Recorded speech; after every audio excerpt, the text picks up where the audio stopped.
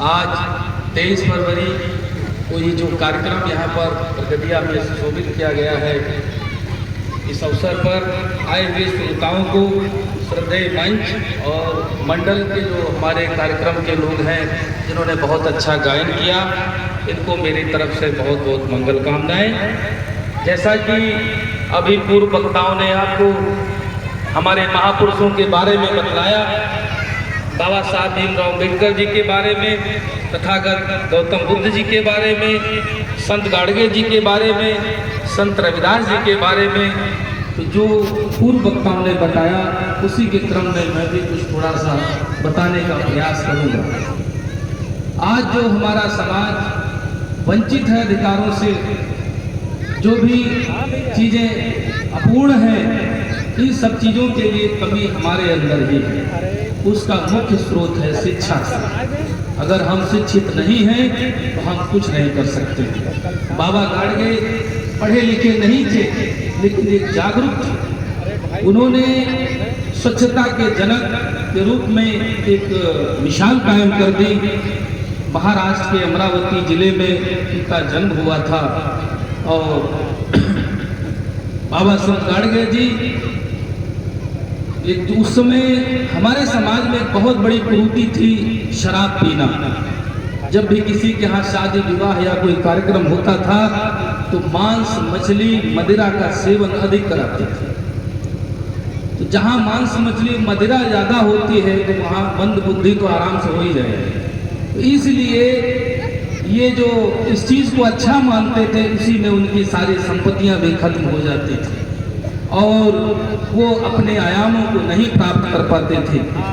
इसी में हम लोग निर्धन भी रहते थे, गरीब रहते थे। इस महामानव ने अपने समाज को आगे बढ़ाने के लिए, जागरूक करने के लिए एक बहुत छोटी सी धारणा जो कि बड़ी बन गई, उसको अपनाया।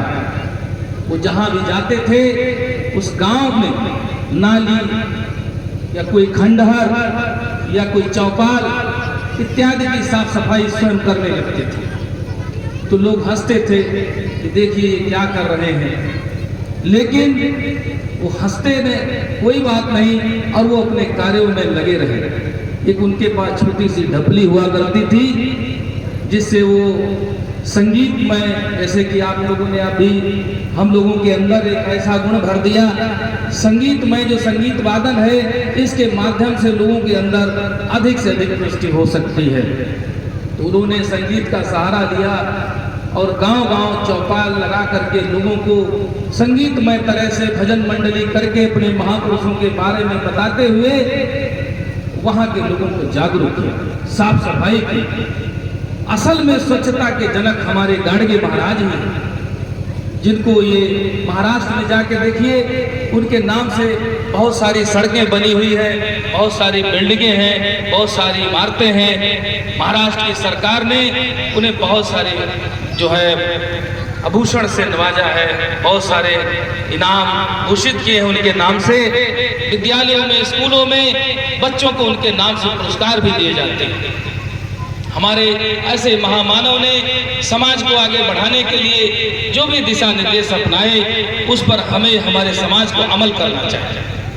आज हम इसीलिए पीछे हैं क्योंकि हम शिक्षित नहीं हैं। आज जो हमारा समाज है, आज जहां हम खड़े हैं, जिस समय में हम जी रहे हैं, एक बहुत अच्छा समय है। एक वो समय था जिस समय पढ़ने का कोई अधिकार नहीं था, शिक्षा का अधिकार नहीं था, संसाधन नहीं थे, हमारे पास रुपए पैसे की भी कमी थी, सरकारों से सहायता नहीं मिलती थी। वो समय याद करिए, उस समय के जो लोग महापुरुष हमारे समाज के कम पढ़े लिखे होने के बावजूद भी आगे बढ़ गए और आज हमारे समय में सब कुछ उपलब्ध है।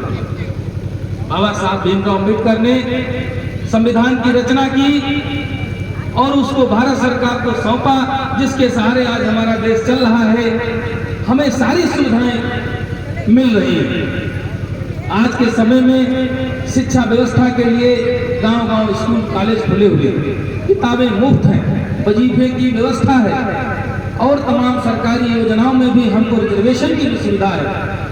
तो हमें उसका पूरा सहयोग प्राप्त करना चाहिए। हमारा समाज पीछे नहीं रहना चाहिए। पीछे इसीलिए है क्योंकि हम अपने अधिकार नहीं जानते।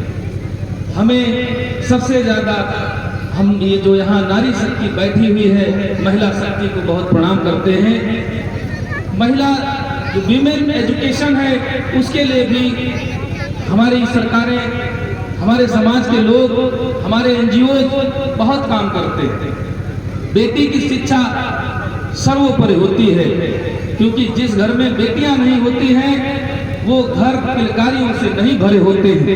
ये बहुत बड़ी सौभाग्य की बात होती है कि हमारे घरों में बेटियां होती हैं। अब बेटियों को शिक्षित करना ये हमारे लिए बहुत बड़ा समझ लीजिए योगदान है, गौरव का विषय है। क्योंकि बेटी जो है वो दो घरों को शिक्षित करती है। एक तो जहां वो रहती है, दूसरी जहां वो जाती है। उसके अंदर ऐसा गुण होना चाहिए, उसको ऐसा शिक्षित करना चाहिए, इतना पढ़ाना लिखाना चाहिए कि वो दो घरों को शिक्षित करे, दो घर उससे ज्यादा परिपूर्ण हो सके। हमें हमारे समाज में हमारे जो गार्जियंस हैं उनसे भी मेरा निवेदन है कि फटी बनियान पहन लीजिए, फटे पुराने कपड़े पहन लीजिए, लेकिन बच्चों को जरूर पढ़ाइए। बाबा साहब गाड़गे जी ने कहा था, आधी रोटी खाइए, बच्चों को पढ़ाइए। अपने घर के बर्तन गिरवी रख दीजिए, अच्छे फटे कपड़े पहन लीजिए, लेकिन बच्चों को शिक्षा से वंचित मत करिए। अगर कोई माँ बाप अपने बच्चों को शिक्षा से वंचित करता है तो इससे बड़ा पाप वो नहीं कर रहा है। खींचो ना कमानों को, ना तलवार उठाओ, जब तोपे मुकम्मल हो तो अखबार उठाओ। हमें हमारे समाज को जागरूक रहना चाहिए। अगर हमारे अंदर शिक्षा है, बाबा साहब ने कहा था, शिक्षा वो शेरनी का दूध है जो पिएगा वही दहाड़े। अगर हम शिक्षित नहीं हैं, वर्तमान समय में हम जी नहीं सकते। आज भी हमारा समाज शोषित है। हमारे देश के नेता लोग, बड़े बड़े अधिकारी जब सेवा में होते हैं वो क्या कहते हैं कि मैं एक शोषित समाज में जा रहा हूं।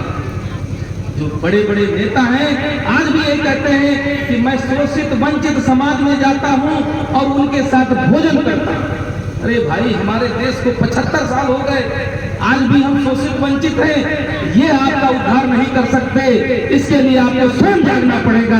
अगर आप स्वयं नहीं जागोगे तो आप तो इस दशा में हैं, लेकिन आपके बच्चे भी इससे बुरी दशा में चले जाएंगे। इसलिए हमें सरकारों पर निर्भर नहीं रहना है, नेताओं पर निर्भर नहीं रहना है। हमें आगे बढ़ने के लिए स्वयं संकल्प लेना होगा। आज भी हमारा देश बहुत पीछे है। आज भी वो शोषित वंचित क्या भोजन कर लेते हैं तो ये समझ लीजिए हमारे लिए क्या गर्व की बात है। भाई, हमको क्या मिल जाता है? हम आज भी अछूते हैं। हमारे साथ अगर कोई भोजन कर ले, हमारे साथ कोई पानी पी ले तो हम धन्य हो गए। वाह भाई वाह, ये बहुत बड़ी विडंबना है। इस सोच को बदलना होगा। हमें अपने आप लायक बनना है, हमें किसी पर निर्भर नहीं रहना। अगर किसी को कोई आवश्यकता होती है तो मैं वादे के साथ कहता हूं, मैं बहुत ज्यादा तो नहीं कर सकता हूं, लेकिन हमसे जो भी सहयोग होगा मैं अपने समाज के लिए 24 घंटा तैयार हूं। हमारी टीम, हमारे समाज के लोग हमारे साथ हैं। आज भी कोई घटना होती है, कोई काम होता है, तो हम लोग भले ही कुछ समय देते हो लेकिन वहां पर पहुंचते। इसलिए हमारे समाज को आगे बढ़ने के लिए स्वयं जागना होगा और उन नेताओं को, उन बड़े बड़े अधिकारियों को निमंत्रण नहीं देना है कि मेरे घर खाना खाने आना। जब आप सीट पर होते हैं, जब आपके पास अधिकार होता है, जब आप समाज के लिए कुछ कर सकते हैं, तब तो आप करते नहीं हैं। लेकिन जब कुछ नहीं होता है तब आप लोग बड़ी बड़ी बातें करते हैं। ऐसा नहीं करना चाहिए। ऐसे लोगों से हमें दूर रहना चाहिए। हमें स्वयं स्वावलंबी बनना है। हमें अपने बच्चों को आत्मनिर्भर बनाना है। अगर हमारी लाइफ कट गई तो हमें अपने बच्चों को उसी लाइफ से जीवन नहीं जीना। हमें हम ये नहीं कहते हमारा बच्चा डीएम बने, बहुत बड़ा मुख्यमंत्री बने, कुछ भी बने, लेकिन काबिल बने। अगर वो काबिल होगा, स्वावलंबी होगा तो अपने बल पर खड़े होकर के वो जीवन यापन जरूर कर देगा। गुलामी की जंजीर हम लोग खुद पालते हैं। समय के आधार से देखा जाए तो आज का समय बहुत अच्छा है। आज हमें सब कुछ उपलब्ध है। आज भी अगर हम शिक्षा से वंचित हैं तो ये गलत बात है। हम लोग क्षेत्रों में जाते हैं, इलेक्शन वगैरह जब होता है, आज भी हम देखते हैं कि महिलाएं पुरुष आज भी वहां अंगूठा लगाते हैं। अरे क्यों अंगूठा लगाते हो भाई? अंगूठा मत लगाइए।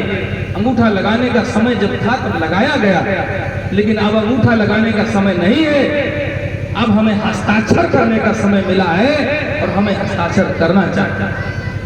हम महिला शक्ति को बहुत प्रणाम करते हैं, बुजुर्गों को बहुत प्रणाम करते हैं, युवा शक्ति को बहुत नमन करते हैं, प्रणाम करते हैं कि अपने घर जाएं और हमारे महापुरुषों के बताए हुए विचारों पर अमल करें। अगर हम अमल नहीं करेंगे, यहाँ से कार्यक्रम से चले जाएंगे और फिर वही मन में गुंथी भर लेंगे तो उससे कोई लाभ नहीं होने वाला। जैसा कि हमारे पूर्व वक्ता जी ने बताया, हमारे इतिहास में बताया कि हमें जयचंद बनना है, हमें हर्षवर्धन बनना है, हमें संत गाडगे बनना है, हमें बाबा साहब डॉक्टर भीमराव अम्बेडकर बनना है, हमें करुणामयी ज्ञानमयी सागर तथागत बुद्ध बनना है। उनके विचारों पर चलना है और अपने बच्चों को भी चलाना है और बेटियों को अच्छी शिक्षा देनी है, बेटों को भी अच्छी शिक्षा देनी है। किसी भी कुरीति विवाद से वो बचे रहें, असमंजस की दुनिया से बचे रहें और सही दिशा में चले, माता पिता गुरुओं का पालन करें। इसी के साथ मैं अपनी वाणी को विराम देता हूँ। आप सभी का बहुत बहुत धन्यवाद, बहुत बहुत आभार। यहाँ पर पंकज भारती जी की जो टीम है उनको बहुत बहुत आभार, और जिन्होंने ये कार्यक्रम को ऑर्गेनाइज किया। हमारे ऐसे ही कार्यक्रम और भी होने चाहिए। बहुत बहुत साधुवाद, मंगल कामनाएं। जय भीम, जय गाडगे।